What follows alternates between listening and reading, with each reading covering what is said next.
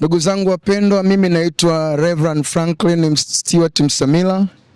Ni mchungaji wa kanisa la Presbyterian Church of East Africa. Nachunga usharika wa St. Columbus ama huko hapa Upanga karibu na Palm Beach Hotel, lakini pia karibu kabisa na makao makuu ya benki ya CRDB.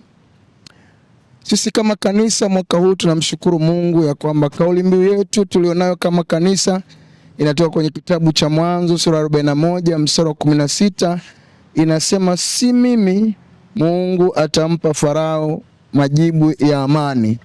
Haya yalikuwa ni maneno ambayo Yusufu alimwambia Farao baada ya Farao kuota ndoto, na hiyo ndoto alikosa majibu ya hiyo ndoto.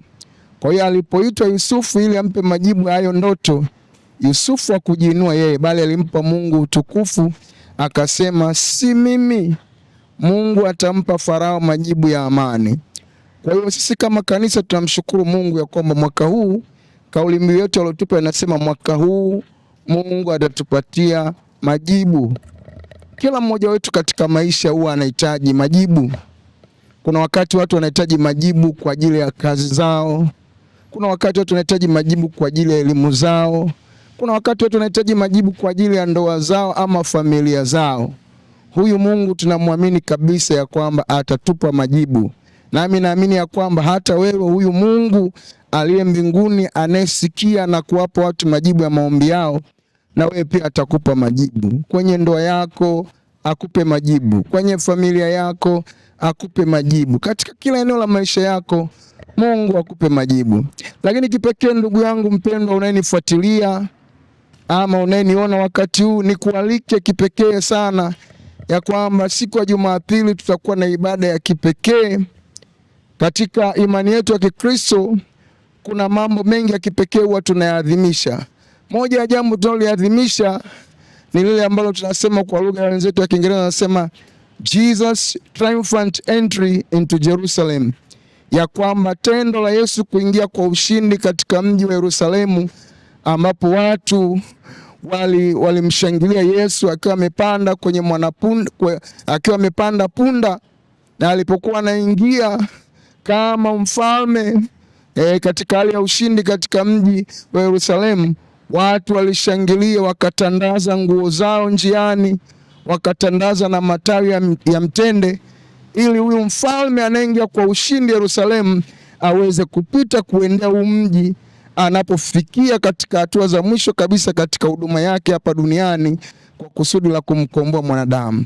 Kwa nakualika kama hivi hapa unavyoangalia pale, mchungaji wetu wa vijana Pastor Simon pamoja na vijana wanaandaa tukio moja zuri sana.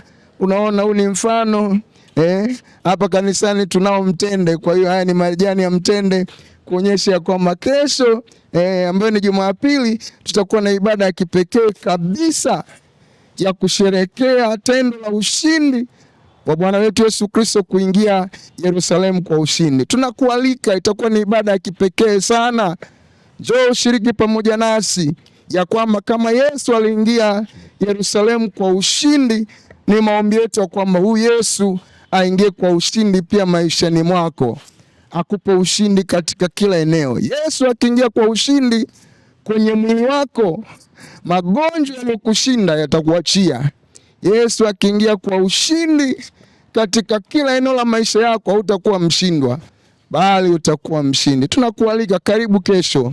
Kama kuna mambo unahitaji Mungu akusaidie, njoo, nami naamini kabisa Mungu atakupa ushindi. Mungu atakusaidia. Kama jinsi utakavyoingia sivyo utakavyotoka, kwa maana Mungu tunayemtumikia ni Mungu anayetupa ushindi. Ni Mungu mwenye miujiza, atendaye miujiza. Tuna ibada mbili. Ibada ya kwanza ya Kiswahili inaanza majira ya saa 2 asubuhi na tunamaliza saa 4. Karibu uje ushiriki pamoja nasi. Unaweza ukashiriki nasi ibada ya Kiswahili ukaja saa 2 mpaka saa 4 ukawa umeabudu pamoja nasi, na Mungu ambaye tutakwenda kusherehekea ushindi wake Yesu Kristo atakupatia ushindi wako. Unapotoka saa 4 unaweza kwenda kuendelea na majukumu mengine ya kimaisha pamoja na familia yako. Tunakualika sana. Lakini pia tuna ibada ya Kiingereza inayoanza kuanzia saa 4:30 hadi majira ya saa 6:30.